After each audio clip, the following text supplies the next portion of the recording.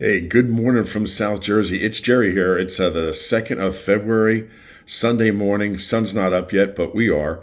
And guys, it keeps going from bad to worse. If you think it couldn't get any worse than people dying and going down in aircraft around our nation, you got Elon Musk going into the Department of Treasury with his team to manipulate and gather and do whatever they're doing to our information for our Social Security and our complete database, which is all of us. So there's deaths occurring now, and then he's slowly going to strangle the life out of everyday Americans. You don't get your Social Security check. You're not going to get your veterans benefit check. You're not going to get tax rebates. Whatever people depend on to get checks from the federal government, this guy is there with his team in our Department of Treasury now, as we speak. If the cavalry does not come now, when is it going to come? This can't continue. You got a 78-year-old liar in chief allowing this crazy ass billionaire, doofy ass, to go in and manipulate our system. A billionaire. Why is he messing with our money? What's he messing with our money for? He has all the money. Do something with your money. Go to Mars with your money. Start a new society with robots and shit on Mars, not here. It's enough. Enough. So I'm going to say something at the end that is going to be very, very necessary for you to absorb. And this is how we have to end this thing, if you're serious about ending it. But first, I'm going to share a humane story to lighten this up a little bit. When my dad was stationed, when we were stationed in Panama Canal Zone, I was only 6 years old. My brother Tommy was 3. My sister was 2. My sister has blonde hair and blue eyes. She looks like a little, typical American Anglo-Saxon kid, right? She was a cute kid. And when we were stationed in Panama, we were assigned a maid. We were assigned a maid. When you're in Panama, your house is up on stilts on these cement blocks because they have a lot of rain in Panama. And underneath your carport where you park your cars, there was a little area, a little like apartment. And the woman assigned to us, her name was Auda. And she was a young Panamanian woman. And she was like our nanny. And we loved Auda. I couldn't reach the cereal bowls. I used to wake Auda up. Auda, can you make us cereal? On behalf of my brother, sister, and I. And she would get up and go get our bowls of cereal. Auda loved my mom. My mom's from Brooklyn, New York, salt of the earth. My parents both grew up in Brooklyn, 2 blocks away from each other. And, after my dad came home from his mother's funeral, he saw my mom at the funeral, and they got married 3 months later. Okay. And then I was born 9 months later. When we were stationed at Stewart Air Force Base in New York, then went to Glasgow Air Force Base in Montana, where Tom and Cindy were born, and then now here we are in Panama Canal Zone, okay, 1969.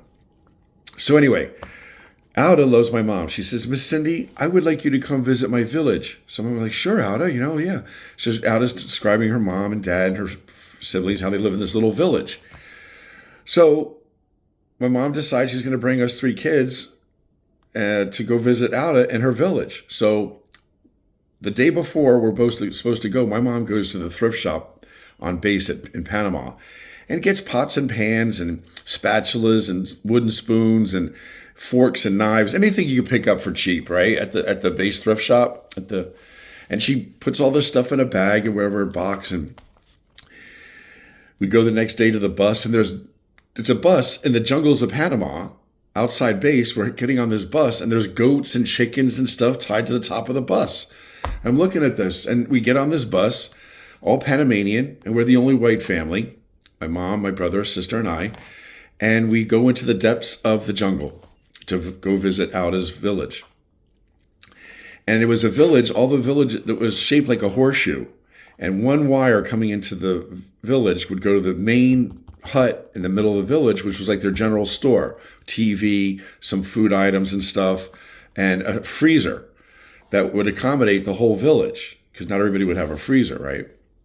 So anyway, we get off the bus, and the women are greeting my mom. All the kids are looking at my sister, touching her hair. They never saw blonde hair. They all have, very dark hair in Panama. And these little boys are looking at my brother, and I'm 6, he's 3, and they're looking at us like, "What are you doing?" So they were nice. The kids, we warmed up. They warmed up to us, and pretty soon we're playing soccer. Tom and I are running around playing soccer and laughing with these kids. No language, we couldn't speak their language, but the universal language of laughter. My mom and Cindy are, walking around the village, meeting all of Auda's neighbors, and we were brought into Auda's hut, and it was a dirt floor with a TV on a dirt floor, but it was very well swept, right? And they had carpets dividing rooms, and it was very, very basic.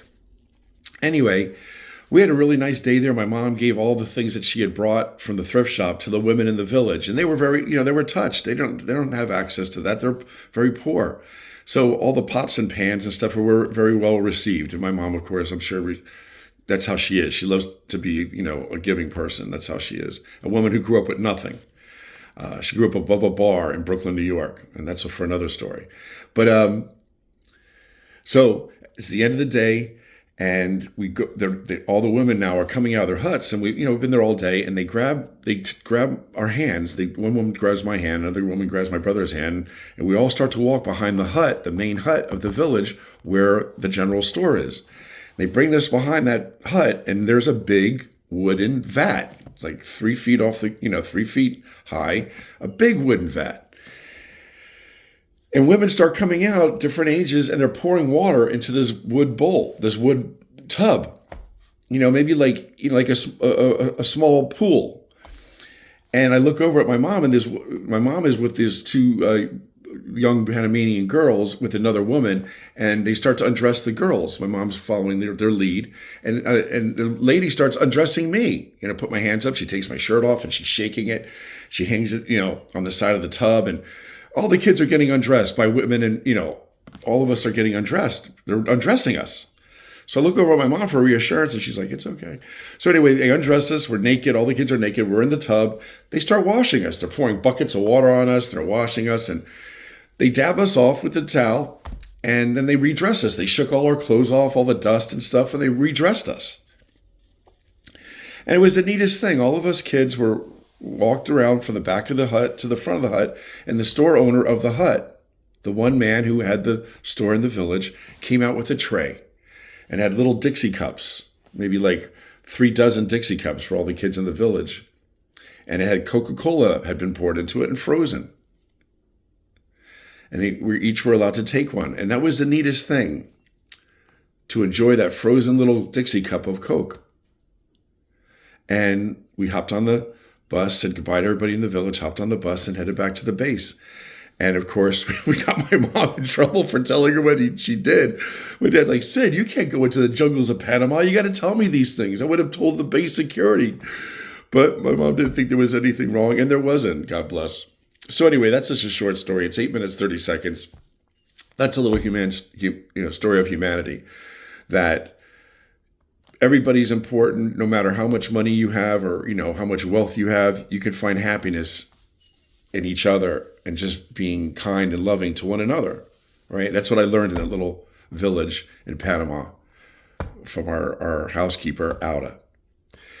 So the world's a big place. That's just one little story. Everybody has stories. And I want to just share this. If you guys are serious about getting our country back, Google the 3.5 population rule. And it states that if you can get 3.5% of a population together in mass to gather peacefully, that it has never been known to fail. You will always get what you're seeking, that group. So for 330 million Americans, that is 11,550,000. So it's not for me. This is my first platform when I started on this whole thing with TikTok 2 months ago. This is exactly where I went before I started going, maybe he's not going to be inaugurated. There's too much shit going on. And then I started going on a different path. Not so, let's get 11,550,000 people together and we're going to end this. No, I was like, well, listen, there's too much going on. He's guilty of the felony. There's been election interference. He's involved with Elon. They know that. He's not going to be sworn in. And here we are, February 2nd, Elon Musk sitting in the Department of Treasury. Who knows what dumbass is doing, you know, coming up with another crisis. He's going after ISIS now, and he's going to do this, and it's just overwhelming. And that's what they want to do, is bombard us. So think about it. Let's get 11,550,000 Americans to shut the economy down. I know there's already things out there where no one's going to school on Monday and all that stuff. That's all well and good. But I'm saying we need to follow the 3.5 population rule. I don't believe the Democratic powers that be in our Congress and Senate are going to come to our aid. They can yell and scream all they want, but I haven't seen anyone knock Patel out yet. I mean, Jesus, I don't know what the ramifications would be, some jail time, but Jesus, there's nobody in Congress that want to just openly hand smack that guy. I mean, honestly. And Gates too, when he was wrapping his mouth, no one had the desire to want to just, call him out, get in a little tussle. We, the people, have to take this over. That's all I'm saying to you. So the center, if you Google the center of the United States, I first suggested this a week ago, and I said, the center of the United States, where do you want to meet? St. Louis? Well, the center of the United States, the central location of the United States of America is a town called Lebanon, Kansas. Do you guys all want to meet there? Pick a day. We'll all start arriving 3 days early. Bring your tents, bring some food, bring some water. Let's be peacefully gathered. Black, white, Latino, Asian, Ukrainian, LGBTQ. Locking arms like Kamala suggested we need to, and get our country back. That's it. That's all I'm going to say. I'm 12 minutes in. I shared a little story. Give it some food for thought. It's a peaceful demonstration, MAGA, so don't start with me with your bullshit. And I still have yet for one MAGA person to reach out to me and tell me where, when they would like to meet. I said I would bring one person. Bring whoever you want. My only stipulation is I'm asking you, no weapons. And then it's a lock. I'd be happy to meet with you and talk anything over. And this isn't a macho thing. This is a being upset American thing that, Hitler wouldn't have succeeded if it wasn't for the brown shirts and all the assholes following him. So, as empathetic as I can be, my patience with you people is running shorter than yours is with me. And all the shit you're trying to attack me with, please. Anyway, we're going to be 13 minutes in. 3.5 population rule when it comes to populations. And we need to have some dialogue. We need to do this and figure it out. But we need to shut the economy down and end this nightmare, because Elon Musk right now, it's pissing me off. I'm supposed to get, and I'm being selfish, I'm supposed to get my Social Security in August. My first check. I'll be 62 years old. And this asshole from fucking South Africa is with all his friends screwing around with all our information right now. So if the cavalry doesn't come down today and impeach his ass and Interpol or whatever, and I don't know what to tell you other than we, the people, have to take this over peacefully. Think about it.